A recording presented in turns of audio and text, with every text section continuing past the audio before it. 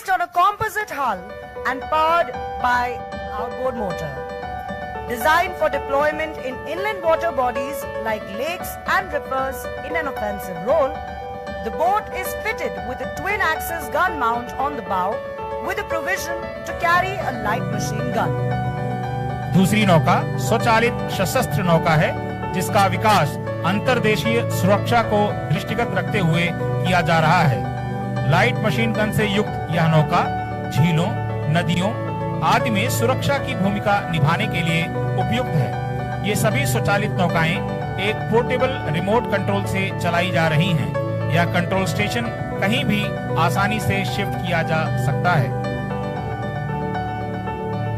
Sailing past the days now is a twin-hull catamaran boat.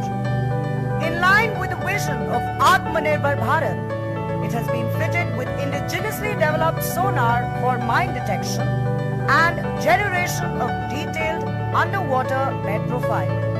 It is capable of autonomous operations for a duration of 6 hours.